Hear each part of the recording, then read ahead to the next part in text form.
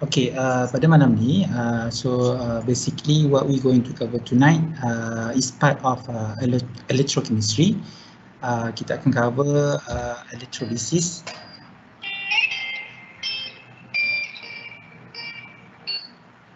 Okay, kita akan cover electrolysis dalam aqueous solution.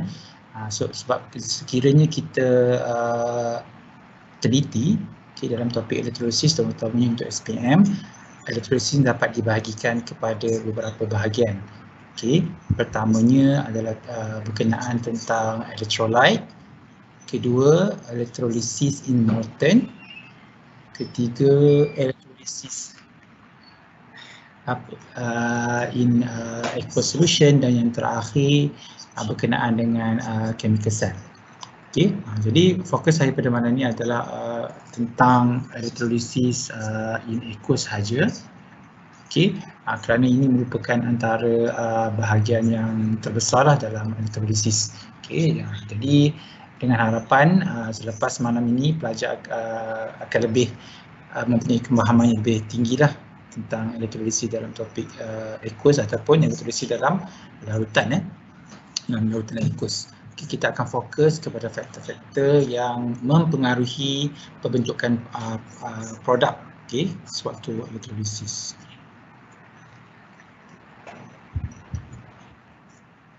Okey, sebelum kita bermula, kerana ini merupakan mungkin siri pertama, tetapi kita bermula dengan mengambil di bahagian tengah iaitu electrolysis dalam aqueous. Jadi saya ingin membuat sedikit ulang kaji lah, terutamanya tentang apa itu electrolysis sebenarnya, supaya untuk memudahkan kita memahami topik ini dengan lebih mendalam. Okey, kalau dilihat definisi electrolysis, electrolysis merupakan sejenis tindak balas kimia. Electrolysis is a chemical reaction where chemical compound is broken down is broken down into the constituent element by passing electricity. Okay, so ada beberapa perkara penting lah dalam definisi ini yang kita perlu lihat supaya kita faham sebenarnya apa itu electrolysis. Sebab saya tidak perlu mengurai sebenarnya nama electrolysis itu sendiri sebenarnya membawa maksud yang agak jelas, tapi mungkin pelajar tidak betul-betul mendalami lah apa itu lysis. Okay, tapi kita tengok daripada definisi Okey, pertama sekali electrolysis perlu berlaku kepada sebatian kimia saja, chemical compound. Okey, di mana sebatian kimia tersebut akan diurai kepada elemen masing-masing. Macam mana terurai? Dengan cara mengalihkan mengalihkan tenaga elektrik. Okey, so ada 3 syarat utama yang untuk berlaku dalam electrolysis. Pertama, perlu chemical compound. Okay, there should be chemical compound, and then the chemical compound will be broken down into their constituent elements. Okay, how they will be broken down? With the presence of electricity. Okay, otherwise it will not consider electrolysis. Okay, sebab decomposition reaction boleh juga berlaku disebabkan oleh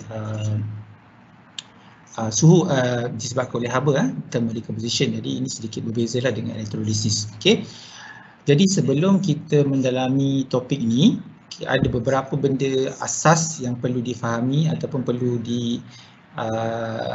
dikuasai oleh pelajar lah. Pertamanya adalah tentang chemical formula.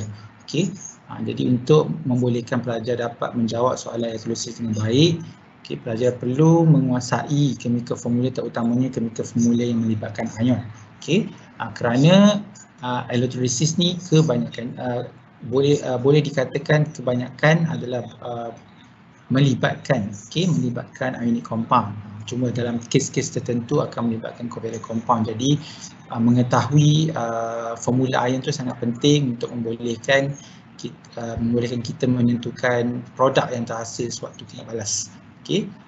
Kemudian perkara kedua adalah equation. So pelajar perlu mengetahui apa itu half equation atau persamaan setengah atau persamaan separuh atau separuh persamaan, dan juga ionic equation.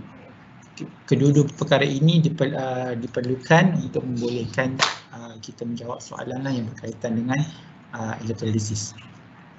Okey, itu secara overview lah, secara kasar ataupun secara general ataupun menyeluruh, okey, yang kita perlu tahu tentang elektrolisis. Okey, jadi sebelum kita pergi dengan lebih lanjut, ada dua soalan, okey, untuk kita sama-sama renungkan sama ada kita sudah memahami apa itu elektrolisis atau tidak. Okey, soalan pertama, does passing electricity in molten iron is electrolysis and why? Okey, ada dua soalan. Pertama, adakah dengan cara mengalihkan arus tenaga elektrik ke dalam leburan besi adalah satu proses elektrolisis? Jadi itu soalan pertama. Soalan kedua, kenapa? Okey, maksudnya jawapan kedua bergantung kepada jawapan yang pertama lah. Dan yang kedua, can electrolysis is carried out by passing electricity into cyclohexane? Bolehkah proses elektrolisis ataupun tindak balas elektrolisis dilakukan dengan cara mengalihkan arus elektrik kepada cyclohexane? Di sini sebab kerana iron adalah dalam bentuk solid, dalam keadaan molten leburan dia akan cecair, manakala cyclohexane memang wujud dalam bentuk cecair. Dan ini pun sama, terdapat dua soalan. Jadi sekiranya kita renung kembali daripada definisi elektrolisis, dapatkah kita jawab soalan pertama dan kedua? Sekiranya anda berjaya dapat menjawab soalan pertama dan kedua, bermaksud anda sudah memahami apa yang dimaksudkan dengan elektrolisis. Saya beri masa 1 minit untuk anda menjawab secara bertulis atau sekadar secara memikirkan dengan lebih mendalam sebelum saya jelaskan jawapan. 1 minit.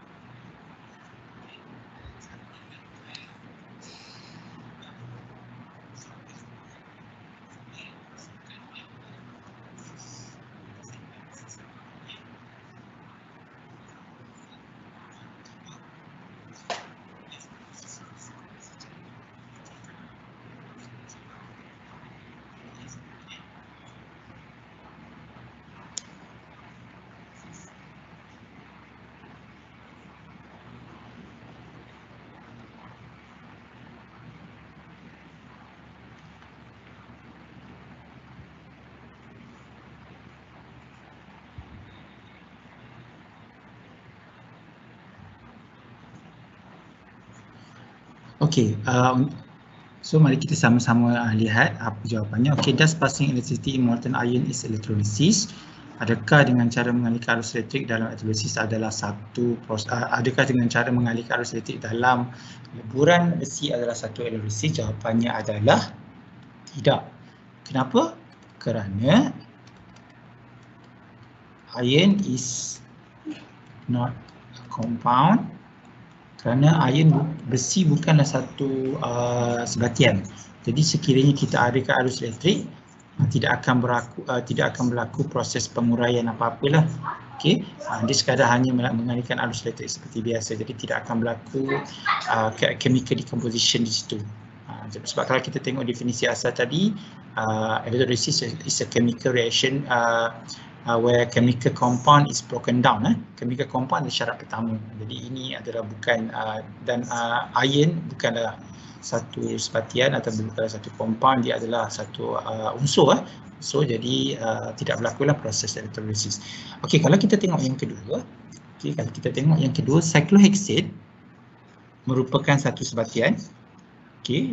Cyclohexane merupakan satu sebatian. So adakah proses elektrolisis berlaku apabila kita alihkan arus elektrik kepada cyclohexane? Jawapannya juga adalah tidak. Kenapa? Kita perlu melihat kembali konsep yang tidak saya cover pada malam ni, konsep electrolyte. Kerana cyclohexane bukan electrolyte, maksudnya cyclohexane tidak dapat mengalihkan arus elektrik. Jadi kalau ikut definisi kita perlu pass electricity dan dia perlu mengalihkan arus elektrik tersebut. Kalau dia bukan pengalih arus elektrik, maka tidak bolehlah. Jadi secara kasarnya kita boleh in general we can say that electrolysis basically will only take place for the ionic compound. Okay, there are few exception of course, tapi in general only for ionic compound only, while cyclohexane is not ionic compound, it's a covalent compound. Jadi alasannya adalah no, because okay, cyclohexane is not an electrolyte. Okay, it's not an electrolyte, so cannot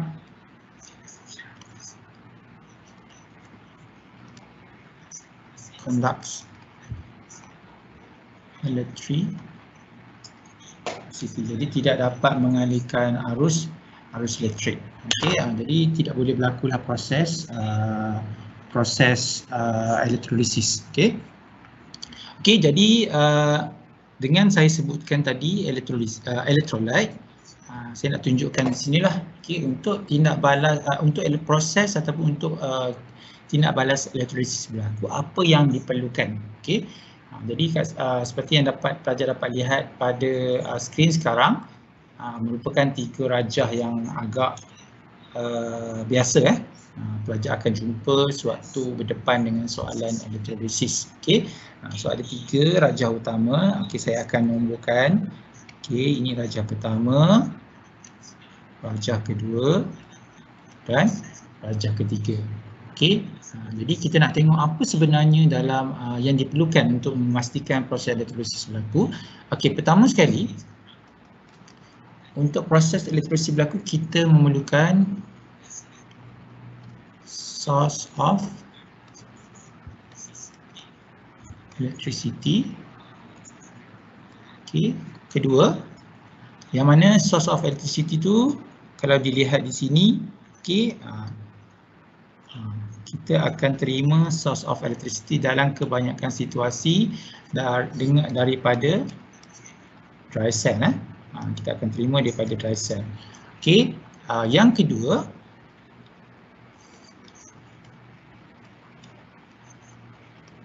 okay, semua sel elektrolisis memerlukan elektrod. Okay, memerlukan elektrod bagi membolehkan arus elektrik dialihkan ke dalam. Yang ketiga lah yang kita perlukan adalah elektrolyte. So elektrolyte merupakan bahan, okay, merupakan bahan ataupun merupakan sebatin yang ingin kita lakukan proses elektrolisis lah. Okay, the substance that we want to carry out the electrolysis process on. Okay, jadi ada 3 syarat utama lah, 3 ni mesti wujud, baru proses elektrolisis akan berlaku. Okay, elektrod terdapat 2 jenis. Okay, inert and active. Okay, dan elektrolyte juga terbahagi kepada 2.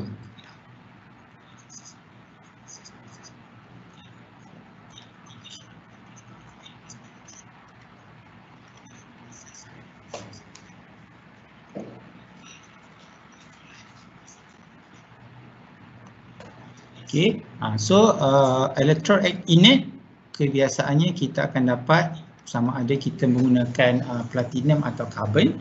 Okay, manakala active electrode kebiasaannya menggunakan metal atau logam. Logam selain daripada platinum lah. Sekiranya electrode tersebut adalah logam, so maka electrode tersebut akan dikira aktif lah. Dan kita akan lihat selepas ni apa fungsi aktif elektrod ini dalam proses elektrolisis. Okay, dan elektrolyte pula terbagi pada 2, okay, molten atau aqueous. Yang mana yang kita akan cover pada malam ini adalah aqueous. Kerana aqueous lebih banyak perincian yang perlu difahami berbanding molten. Jadi kita boleh gunakan sebenarnya kefahaman kita dalam aqueous untuk menjawab soalan molten. Okay, seperti rajah 2 ni kalau dilihat, ini adalah merupakan contohlah proses elektrolisis untuk molten, dan lead to bromide antara bahan yang agak common digunakan untuk proses elektrolisis dalam bentuk lemburan ataupun elektrolisis in molten electrobromide. Okey. So jadi untuk memudahkan untuk memudahkan semua pelajar sebelum kita pergi dengan lebih jauh, jadi kita kena tahu untuk proses elektrolisis berlaku kita perlukan 3 benda. Okey, 3 perkara utama. Kerana selepas ini untuk sesi yang berikutnya saya akan dedahkan pula kepada chemical cell which is slightly different from electrolytic cell. Okay, this is also known as electrolytic cell.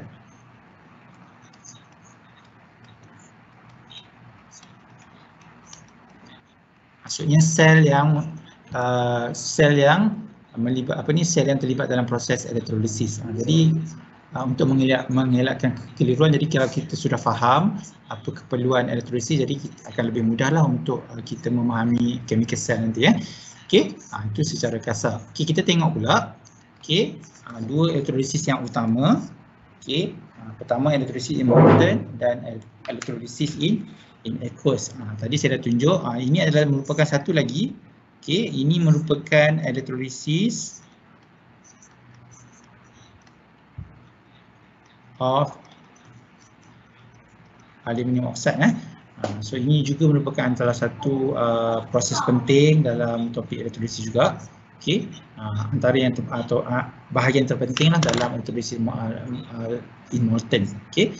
Jadi sekadar nak menunjukkan jenis-jenis sel yang pelajar-pelajar akan temuilah di dalam soalan-soalan peperiksaan. Okey. Jadi itu seharapnya jelas.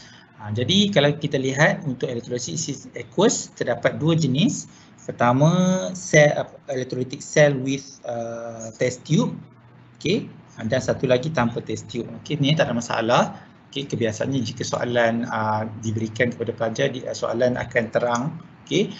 Cuma sekiranya soalan melibatkan uji gas, sekiranya kebiasaannya kita akan bekalkan gambar rajah yang melibatkan test tube lah, kerana gas tu boleh dikumpul dan diuji. Okey, itu sebahagian juga soalan dalam topik elektrolisis, ujian bagi gas yang terasil untuk mengesahkan, kerana tanpa ujian pengesahan kita tidak dapat membuktikan produk yang terbentuk dalam proses elektrolisis. Okey, so apa yang kita akan cover malam ni dengan sesi yang singkat ni. Okey, pertama kita akan tengok faktor yang mempengaruhi faktor-faktor yang mempengaruhi elektrolisis dalam aqueous, larutan aqueous. Okey, the first one is position of ion in electrochemical series. Okey, second concentration of electrolyte. The last one type of electrode. Okey, 3 faktor utama yang terlibat dalam proses proses untuk mengenal pasti produk yang terbentuklah pada elektron. Okey, so di akhir sesi ini, saya harap pelajar-pelajar akan lebih jelas untuk meramal, untuk menghurai hasil tindak balas ataupun produk yang terbentuk pada anode dan kathod. Dan dapat menguraikan dengan jelaslah apa yang mungkin dapat dilihat sekiranya proses berlaku dan menerangkan dengan ringkas apa sebenarnya yang dilihat. Kerana proses untuk menjawab penyoalan dan topik elektrolisis ni melibatkan beberapa peringkat. Pertama membuat pemerhatian, which is making observation, kemudian membuat inference ataupun membuat keputusan, dan ketiga menerangkan, menerangkan observation yang kita buat atau menerangkan inference yang telah dibuat. Menerangkan sama ada dengan menggunakan confirmation test atau sekadar menggunakan teori yang kita akan pelajarilah sekejap lagi ya. Walaupun saya rasa semua kebanyakan pelajar-pelajar berada malam ni mungkin sudah mempelajarilah, terutamanya pelajar-pelajar tingkatan 5. Dan yang penting juga perlu diingat, ini adalah yang benda penting untuk semua kita faham dan ingat sebelum kita pergi dengan lebih jauh bagi topik elektrolisis aqueous. Yang ni pelajar selalu keliru. Kekeliruan ini menyebabkan markah akan hilang. Di atas kesilapan, nampak macam kesilapan yang agak kecil tapi dia membawa impak yang sangat besar lah. Jadi ingat, yang paling penting perlu diingat, remember this always and always. Cation always goes to cathode. Okay, this saya tak kata rule lah, tapi boleh jadikan rule lah supaya pelajar senang ingat. Cation always goes to cathode. Dan di cathode, okay, pada cathode, the ion selected to be discharged is always based on position of ion in electrochemical series. Okay, jadi cathode ni urusannya mudah sedikit kerana di cathode hanya satu faktor sahaja terlibat, iaitu faktor position of ion dalam siri elektrokimia. Cuma bagi pelajar-pelajar yang menduduki peperiksaan IGCSE, okay, sedikit berbeza kerana istilah electrochemical series tidak wujud dalam silibus IGCSE, tapi dalam silibus IGCSE hanya reactivity series yang digunakan, tapi susunannya tidak banyak beza, okay? Tidak banyak beza, dan konsep asas masih sama, okay? Konsep asas masih serupa, tapi dalam SPM terdapat perbezaan yang agak jelas lah antara electrochemical series dan reactivity series. Mungkin pada masa yang lain lah kita boleh terangkan dengan lebih mendalam. Alright, itu untuk cathode.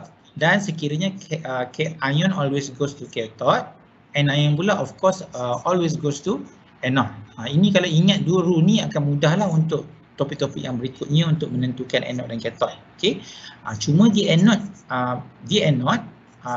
proses untuk meramal produk yang akan terbentuk sedikit rumit, disebabkan di anode terdapat 3 faktor yang perlu digunakan sebelum menentukan produk ataupun sebelum kita dapat tentukan ion yang akan dinyah charge atau the ion will be selectively discharge, akan dipilih untuk dinyah charge. Jadi 3 faktor tersebut adalah position of ion, which is position of ion in electrochemical series, kemudian concentration of solution used, and then electrode used. Okay, yang tu yang kita akan tengok kejap lagi lah. Okay, kalau tengok di sebelah kanan, okay, saya ada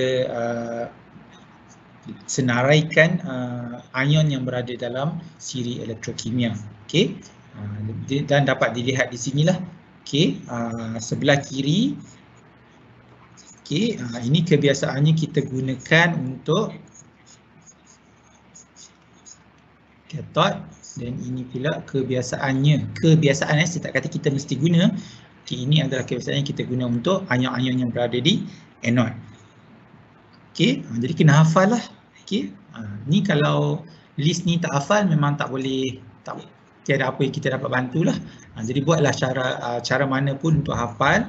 Boleh cari di internet bermacam-macam cara, sebab saya tak perlu beri di sini sebab saya percaya guru-guru telah memberikan cara yang berbeza-beza. Jadi sekiranya saya perkenalkan pula mnemonik untuk siri elektrokimia dengan cara saya, mungkin akan sedikit menyusahkan pelajar lah, akan menimbulkan kekeliruan. Okey, jadi cara yang boleh buat hafal mengikut cara masing-masing. Cuma macam mana kita nak gunakan siri elektrokimia ini? Okey. Okey, so semakin bawah kedudukan ion dalam siri elektrokimia, semakin mudah ion tersebut akan dipilih untuk niah charge. Okay, the lower the position of ion in electrochemical series, the easier the ion to be selectively discharged. Okay, contohnya sekira kita ada dua jenis ion, contohnya kita ada ion copper dan ion hidrogen. Okay, kedua-duanya berada pada cathode. Okay, jadi kalau dilihat daripada siri elektrokimia, copper to ion berada lebih bawah daripada hydrogen ion. Ini bermakna copper to ion akan lebih mudah dipilih untuk dinyah charge berbanding hydrogen ion. Okay, jadi copper to ion yang akan dinyah charge. Sama juga dalam di anode. Okay, di anode terdapat berbagai jenis ion. Okay, dan ini semuanya merupakan ion halogen. Ini merupakan halide, bukan halogen, halide. Okay, ini merupakan halide. So yang paling bawah adalah hydroxide ion. So sememangnya apabila kita mempunyai electrolyte yang terdiri daripada aqueous, so secara tidak langsung saya perlu tambah, in aqueous kita ada dua ion tambahan lah, hydrogen ion dan hydroxide ion. Walaupun tidak disebut, apabila melibatkan larutan atau melibatkan aqueous, kita kena tambahlah dua lagi ion, which is hydrogen ion dan hydroxide ion yang datang daripada water, H2O, okay, datang daripada water. Alright, kita akan tengok satu persatu. Okay, factor that affect electrolysis in aqueous solution. Okay, position of ion in electrochemical series. Okay. Okay, the lower the position,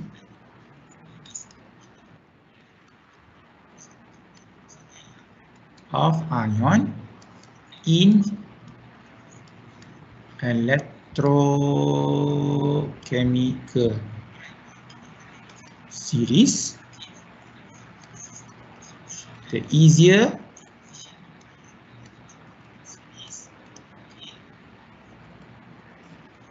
for the ion to be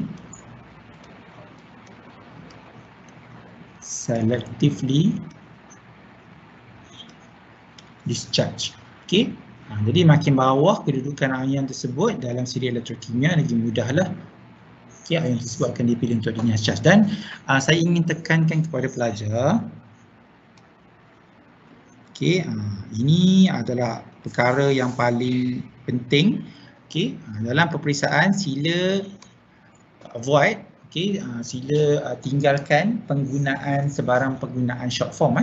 Kerana selalu kita jumpa electrochemical series, pelajar akan buat ECS. So kita tidak boleh gunakan short form dalam peperiksaan. Jadi kita kena tulis secara penuh lah walaupun panjang.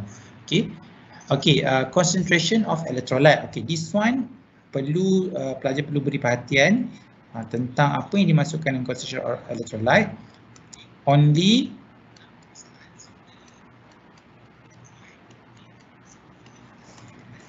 applicable for solution containing halide seperti sodium chloride solution contohnya. Jadi faktor yang kedua ini hanya terpakai hanya boleh digunakan sekiranya larutan tersebut mempunyai halide. Seperti sodium chloride. So dalam tu ada chloride ion. Kemudian only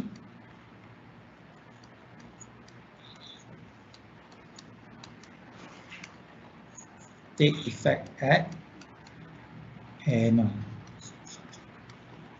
Faktor kedua ni hanya melibatkan anode. So hanya melibatkan anode, tidak melibatkan cathode. Jadi kita kena lihatlah satu persatu faktor sebelum kita boleh tentukan ion yang akan di-discharge pada anode. Dan yang terakhir adalah type of electrode use. Apa yang dimasukkan type of electrode use? Sekiranya kita menggunakan active electrode, seperti apa yang dimasukkan seperti active electrode, contohnya kita gunakan silver sebagai electrode. Apa yang akan berlaku?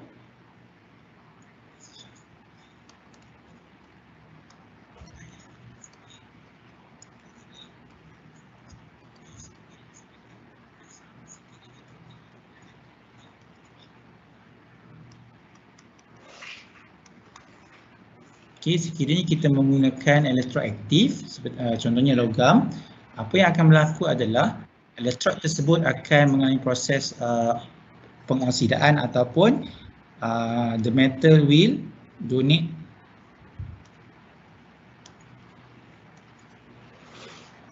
the electron. Ini sedikit unik kerana kebiasaannya pada anode apa yang akan berlaku adalah ion akan dipilih untuk discharge dengan cara mendemakan elektron. Tetapi sekiranya electrolytic cell yang digunakan menggunakan active electrode, ion-ion yang berada pada anode tidak akan discharge. Sebaliknya, elektrod tersebut akan mengalami proses pengoksidaan. Maksudnya elektrod tersebut akan mendemakan elektron dan apa yang akan berlaku adalah pada anode cation ion ataupun metal ion will be produced.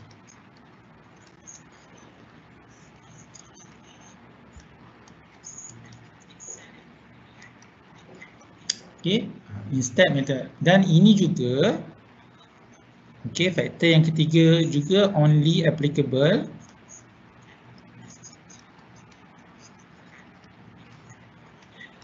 anode juga. Okey. Okey, yang ni okey, faktor yang pertama terpakai untuk both cathode and anode. Okey, faktor kedua hanya anode sahaja dan faktor ketiga juga hanya pada anode. Okey, tidak akan terpakai pada cathode.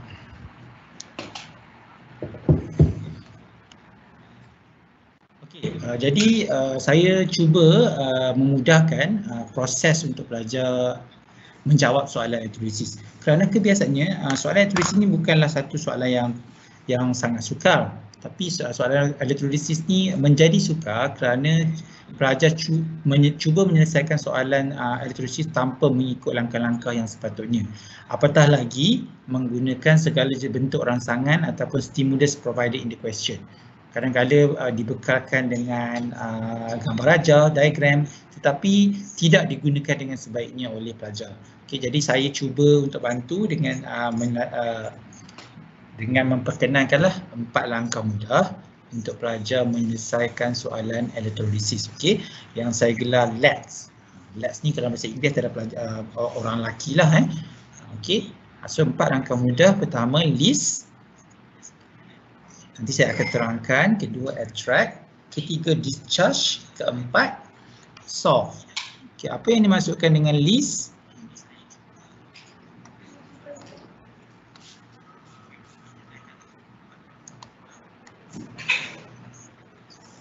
Okay, apa yang saya cuba masukkan dengan list? Maksudnya list all ion present. Senaraikan semua ion yang wujud di dalam larutan tersebut. Sebab kita sedang membincangkan larutan aqueous, jadi kita senaraikan semua ion yang ada. Attract. Selepas disenaraikan, attract. Apa maksud attract? List ion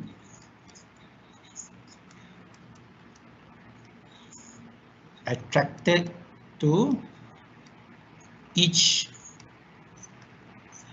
electrode.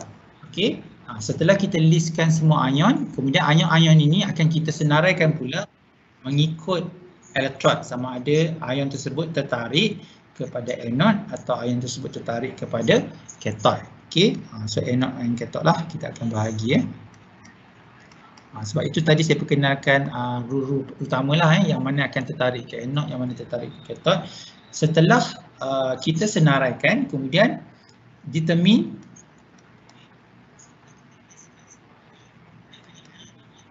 ion to be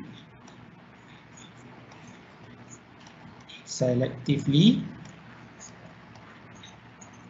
Okey, bila kita dah senaraikan, kita boleh pilih lah.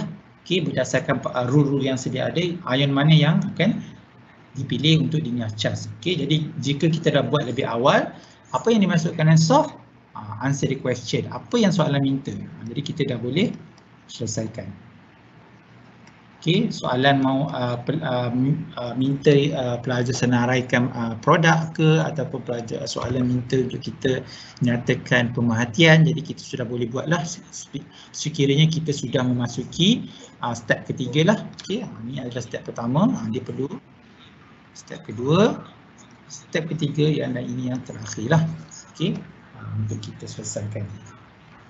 Okey, jom kita tengok soalan. Okay, sebab kita dah tengok faktor, kita dah tengok steps, okay, dan sebagainya. Nanti mari kita tengok macam mana kita nak gunakan pendekatan ini untuk kita selesaikan soalan.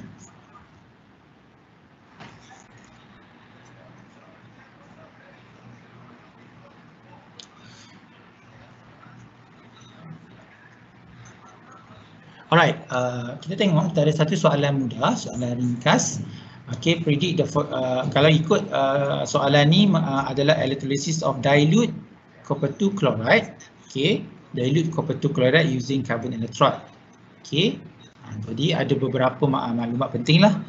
Larutan yang kita gunakan adalah copper 2 chloride solution. Kemudian kita gunakan carbon electrode. Okay, kita gunakan approach LUTs. Okey, step pertama, senaraikan semua ion yang wujud dalam copper 2 chloride solution. Okey, copper 2 ion untuk cation ion, kemudian hydrogen ion sebab dia merupakan aqueous. Kemudian untuk anion kita ada chloride dan secara automatik kita ada hydroxide. Okey. Jadi kita ada 4 ion yang wujud dalam copper 2 chloride solution. Okey, step kedua, attract. Okey, sebelum kita boleh tentukan, sebelum kita boleh tentukan which one, sebelum kita boleh senaraikan yang mana tertarik, jadi kita kena tentukanlah. Okey, contohnya saya akan buat di sini adalah A dan di sini adalah B.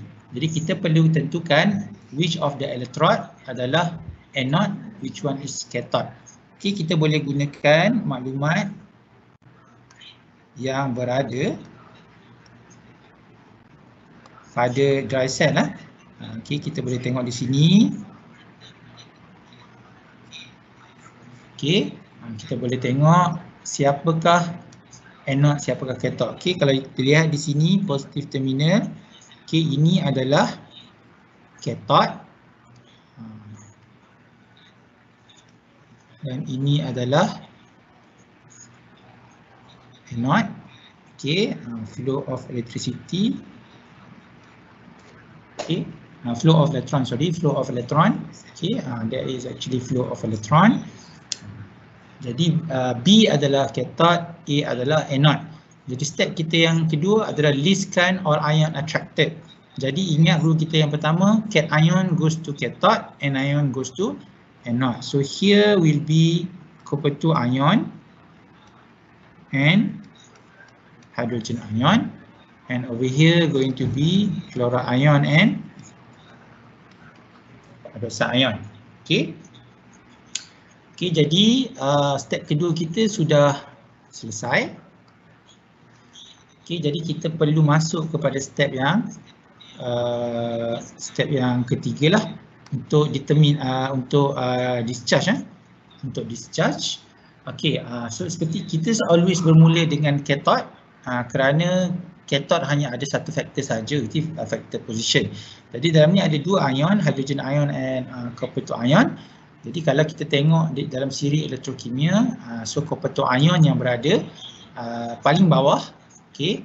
Bukan paling bawah, maksudnya antara hydrogen ion dan copper 2 ion, maksudnya copper 2 ion berada di bawah hydrogen ion lah. Jadi secara automatik ion will be discharged adalah copper 2 ion. Okey, ion will be discharged adalah copper 2 ion. Okey, di anode kita perlu berhati-hati kerana kita perlu melihat satu persatu faktor. Okey, faktor position merupakan faktor yang terakhir untuk kita lihat lah. Okey, untuk kita lihat. Dan di sini jika dilihat, pertama kita tengok faktor concentration. Okey, soalan dah bagi tahu dia menggunakan dilute, jadi dia bukan adalah concentrated, jadi kita tak gunakan faktor concentration. Kemudian faktor electrode, soalan bagi tahu kata kita menggunakan carbon. Carbon adalah inert electrode, jadi dia bukan aktif. Jadi secara automatik tinggal faktor yang terakhir adalah faktor position. Okey, jadi antara chloride ion dan hydroxide ion, okey, hydroxide ion berada lebih bawah. Okey, the location of hydroxide is located below chloride ion lah in electrochemical series. Okey, jadi di sini okey, di sini kalau kita tengok kita dah selesaikan soalan minta kita predict the product.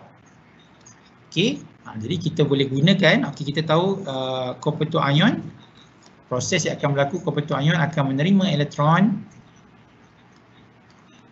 dan menghasilkan copper 2 dan menghasilkan copper atom.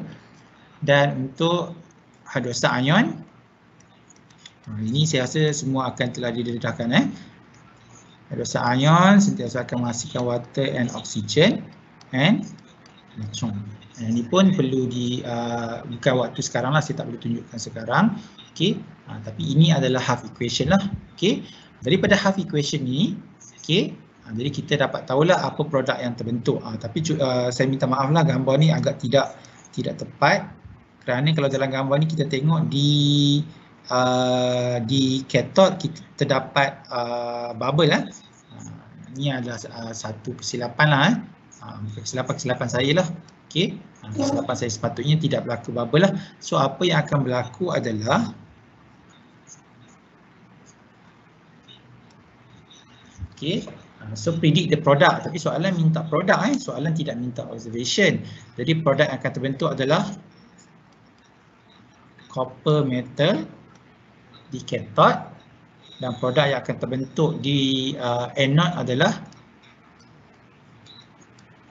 oksigen gas. Jadi ada bubble lah.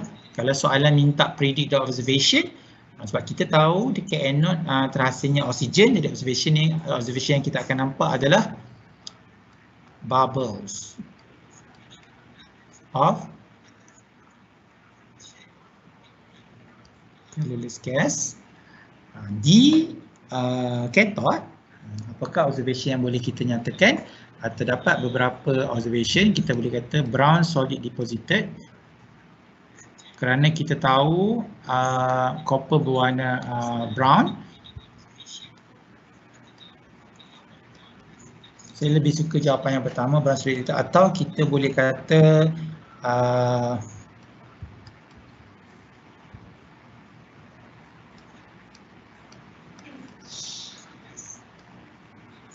in terms of size, cathode getting bigger ataupun the mass the size of cathode increases and so on lah. Jadi pertama sebab kita memang akan nampak kita akan nampak brown solid tersebut dan cathode getting bigger lah, sekiranya kita biarkan pada satu tempoh masa yang lama kita akan dapat. Okey, jadi maksudnya ini adalah langkah ini langkah ketiga, ini langkah keempat. Okey, kita sort. Jadi kalau kita buat begitu akan lebih mudah lah, kerana soalan kebiasaannya dia memang akan diperincikan, ataupun soalan yang akan ditanya akan melibatkan 4 step ni lah. Okey, salah satunya. Okey, adalah contoh eksperimen sebenar lah yang saya dapat daripada internet lah. Okey, kalau kita lihat, kalau kita lihat ini yang dimasukkan. Di sebelah sini kita lihat terdapat bubble lah. Okey, bubble of colorless gas. Okey, yang dalam di sebelah cathode kita akan lihat terdapat brown solid lah. Okey, sebab copper berwarna biru yang kita dapat dilihat dengan jelas. Sekiranya kita angkat elektrod ni daripada larutan, kita akan dapat lihat dengan jelas lah. Okey, so brown solid deposited, ataupun kita boleh kata electrode increase in size. Okey, itu secara kasarlah.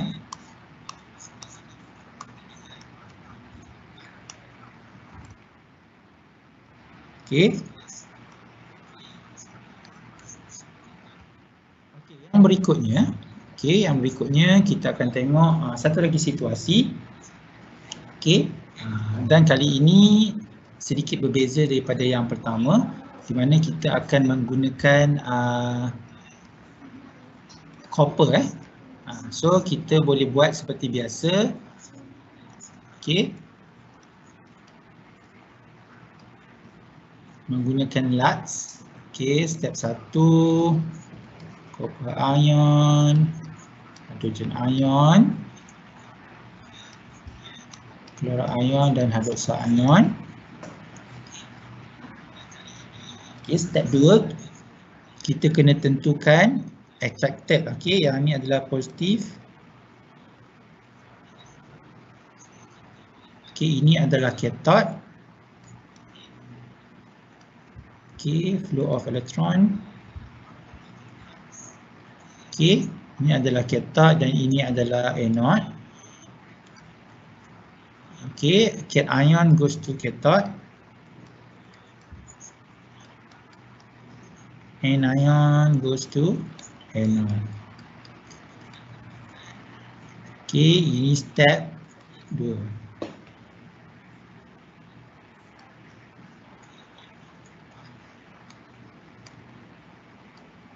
Okey, step 3.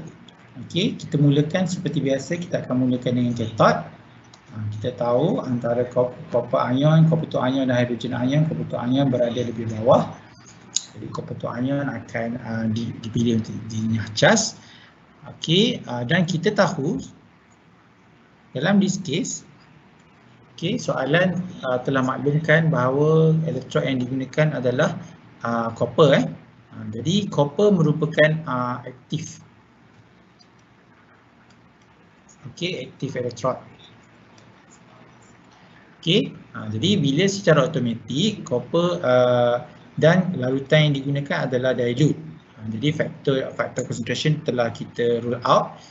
Tapi bila kita tengok faktor yang ketiga, kita melibatkan active electrode. Jadi secara automatik factor position tak ada.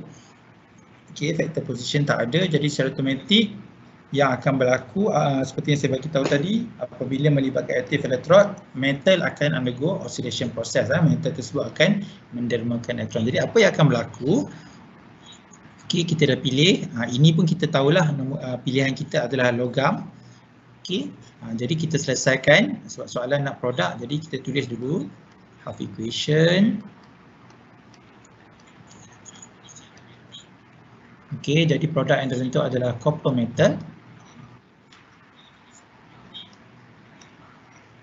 Dan untuk anode, apa yang akan berlaku adalah copper metal akan mendermakan elektron. Jadi produk yang terbentuk adalah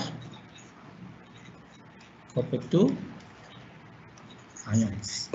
Okey, copper 2 ions. Itu adalah produk yang terbentuklah. Okey.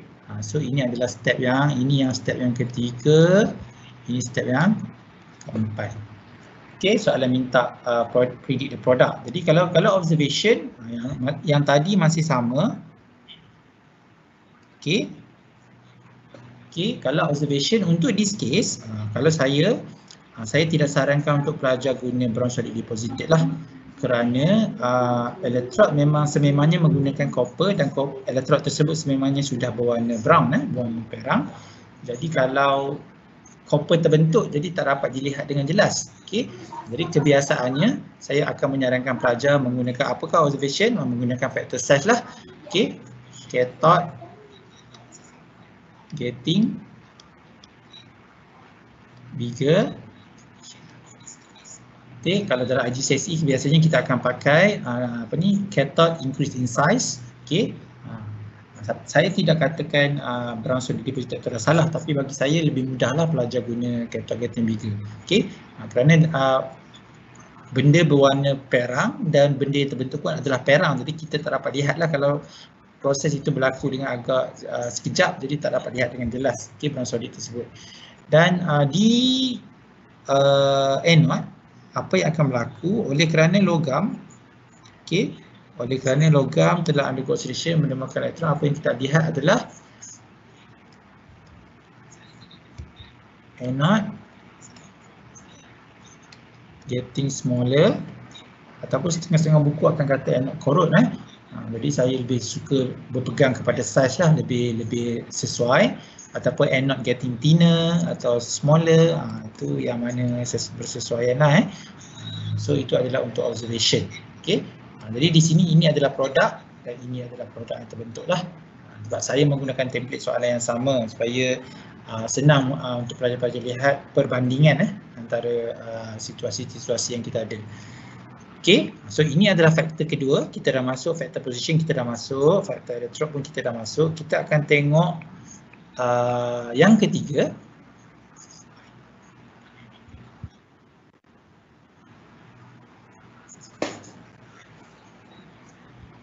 Okey, yang ketiga, soalan dinyatakan dalam soalan electrolysis of 0.1 mole of ini sedikit kesilapan di sini. Okey. Sodium chloride bukan sodium 2 chloride. Ini memang salah ni. Okey. 0.1 mole per cubic decimeter sodium chloride ataupun brine. Ini adalah IGCSE yang selalu digunakan perkataan brine. Okey, using carbon electrode. Jadi predict the product form at both electrode for the electrolysis. Okey, ini merupakan antara salah satu proses yang agak unik. Okey, sekejap lagi saya akan maklumkanlah kenapa dia unik. Sebab dia ada beberapa benda yang berlaku. Okey, saya sengaja tidak membekalkan gambar rajah. Okey, jadi saya beri sedikit masa kepada pelajar untuk melukis gambar rajah bersesuaian untuk digunakan bagi proses ini. Okey, nak guna gambar rajah yang mana, ada test tube ke tanpa test tube. Okey, jadi pelajar boleh tentukan secara berfikir sekali imbas, sekali lalu, seimbas lalu, kemudian lukis, kemudian cuba selesaikan menggunakan 4 step yang telah saya tunjukkan tadilah. Jadi saya beri masa lebih kurang 5 minit untuk menyelesaikan soalan ini. Okey. Jadi pelajar-pelajar boleh cuba, cuba untuk selesaikan soalan ini. Okey, untuk membantu pelajar 0.1 mol per cubic decimeter adalah concentrated, diklasifikasikan sebagai concentrated. Okey, 5 minit pelajar boleh mula untuk menjawab soalan ini.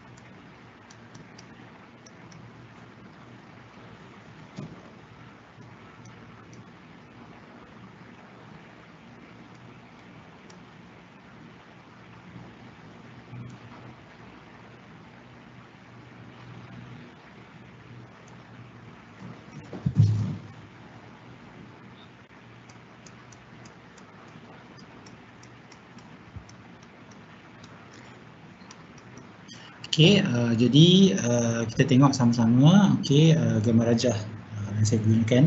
Okey, tak apa. Okey, kalau rajah yang berbeza tanpa menggunakan test tube juga boleh digunakan. Cuma jika soalan meminta pelajar untuk melukis, jadi soalan tersebut nak uji kefahaman pelajar lah in term of radas mana yang nak digunakan. Jadi kena berfikir dengan lebih mendalam Okey, untuk sodium chloride, okey, formula sodium chloride. Jadi step nombor 1 kita tuliskan ion.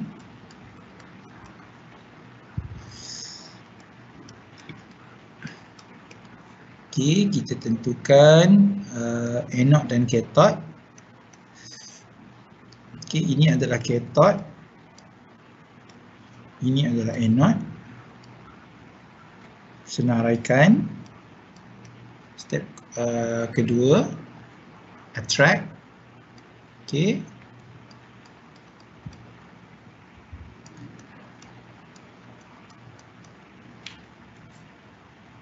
Okey, kemudian kita nak cari lux discharge, yang mana satu akan kena discharge. Okey, seperti biasa kita akan memula dengan cathode dan di sini kita ada sodium ion and hydrogen ion.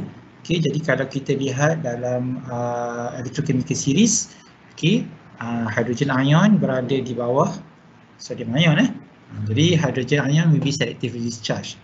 Kenapa? Because hydrogen ion is located below sodium ion in electrochemical series. Itu cara kita jawablah. Okey. Okey, kemudian untuk anode, okey, ni step yang ketiga. Untuk anode, okey, untuk anode kita tahu pertama faktor position dan kedua adalah faktor concentration dan faktor elektrod. Elektrod telah menggunakan karbon, jadi kita akan tengoklah faktor elektrod. Dan kita menggunakan 0.1 ni dikira concentrated, jadi ini adalah concentrated. Jadi bila concentrated, kita tak akan pakai faktor position lah. Okey. Jadi apa yang dimaksudkan dengan concentrated bermaksud antara dua ion, okey, yang satu datang hydroxide ion datang daripada water dan chloride ion datang daripada sodium chloride. Jadi apa yang dimaksudkan dengan concentrated bermaksud chloride ion is more concentrated lah, lebih concentrated daripada hydroxide ion.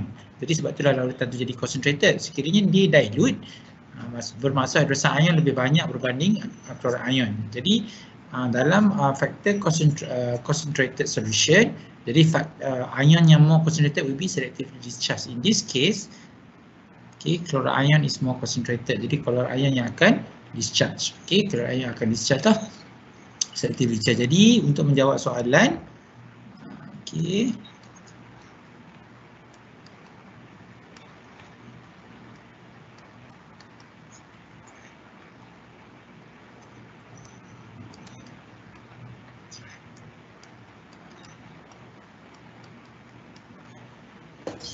alright. Ini satu lagi perkara yang perlu ditekankan pada pelajar. Kebanyakan pelajar akan buat begini. Okey, secara balancingnya memang betul lah tetapi kita kena ingat hidrogen wujud sebagai hydrogen gas. Okey, hydrogen gas adalah diatomic molecule, dia wujud sebagai molekul. Jadi sekiranya pelajar menulis half equation sebegini, maka dikira tidak tepat lah tidak tepat sebab hydrogen gas tak wujud. Okey, baru hydrogen atom. Okey, jadi tak nampaklah gas. Okey, jadi kita perlu tambahkan okey, untuk balancekan, jadi kita kena buat balancing equation sedikit lah. Begitu juga dengan klorin klorin, ramai pelajar akan buat begini. Sama juga klorin adalah diatomic molecule, dia akan wujud sebagai molekul, dia tak wujud sebagai atom. Jadi begini pun kita tak terima lah kita tak terima, kecuali dalam IGCSE saja. Okey, jadi kita perlu balancekan supaya jadi beginilah untuk dapatkan ini. Okey, jadi produk kita adalah di anode, di cathode produk kita adalah hydrogen gas dan di anode produk kita adalah chlorine gas. Okey, so ini yang keempat lah untuk kita selesaikan. Okey, So apakah pemerhatian? Jadi pemerhatian bila kita tahu je produk apa, jadi kita boleh ramalkanlah apa yang kita akan nampak. Jadi untuk chlorine gas, untuk hydrogen gas kita akan nampak bubble of colorless gas. Kalau untuk chlorine gas kita akan nampak bubble of greenish yellow gas lah. Dan memang kita akan nampak color greenish yellow tu memang akan nampak dengan jelas lah kalau kita buat dengan betul bubble of greenish yellow gas. Dan satu lagi, terutamanya untuk pelajar IGCSE, kena beri perhatian tentang pH change. Dalam sekolah juga boleh ditanya sebab seperti kita tahu sodium chloride merupakan salt garam, dan salt adalah neutral solution. Tetapi jika kita lihat di sini, apabila apabila proses elektrolisis berlaku dengan tempoh yang lama, hidrogen akan dikeluarkan ataupun discharge ataupun di remove, dan untuk anode chlorine akan remove. Di akhirnya ion yang akan tinggal paling banyak adalah sodium ion dan hydroxide ion. So jadi kalau soalan bertanya tentang pH, bermaksud pH akan become more than 7. Jadi larutan itu semakin lama akan menjadi larutan beralkali Jadi akan larutan beralkali. Sebenarnya ini kalau dalam silibus IGCSE kita akan lihat memang ada satu chapter khas tentang electrolysis of brine. Di mana proses ini di akhirnya akan menghasilkan sodium hidroksida lah. Iaitu sodium hidroksida yang kita gunakan di rumah. Salah satu cara lah Jadi produk yang kita dapat pula daripada proses ini adalah hydrogen gas dan juga chlorine gas. Jadi ada 3 produk kita boleh dapat dan juga sodium hidroksida lah. Semakin lama proses ini berlangsung, semakin concentrated lah sodium hidroksida yang kita akan dapat di akhir Ini kena beri perhatian lah Nanti tak tahu pula kenapa tiba-tiba pH akan berubah menjadi lebih dari 7. Sebab lebih dari 7 itu menunjukkan dia sudah menjadi larutan beralkali tidak lagi neutral. Tidak lagi neutral. Jadi di sini saya ada sedikit video ringkas. Jika saya tak silap ini merupakan elektrolisis untuk concentrated solution atau brine. Kita boleh sama-sama lihat sebab video ni hanya pendek saja. Jadi kita tengok sama-sama lah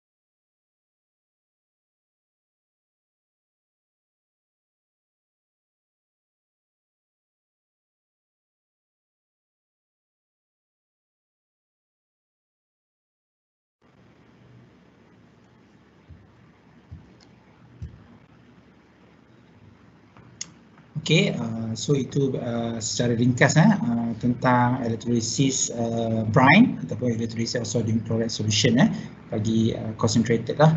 Okay, jadi kita dapat tengok produk-produk yang terhasil dengan lebih jelas dan juga ujian pengesahan kimia ataupun chemical confirmation test bagi gas yang terhasil. Okay. Okay, jadi saya rasa itu sahaja yang saya dapat sama-sama kongsikan pada hari ini. Okay, jadi saya berharap semua dapat maklumat ataupun dapat mempelajari topik ini dengan lebih jelas lah. Okay. Jadi sebagai penutup, jadi kita tengok kembali apa yang telah kita pelajari pada malam ini. Pertama adalah tentang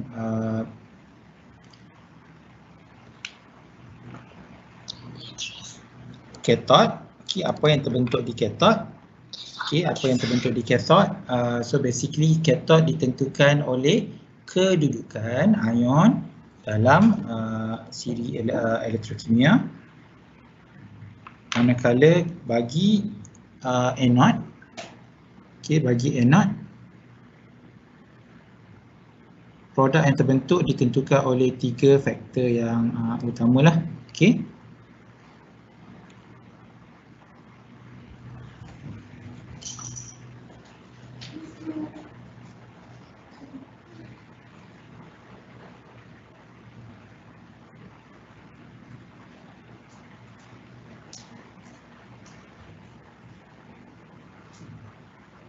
Jadi saya rasa itu saja untuk malam ni.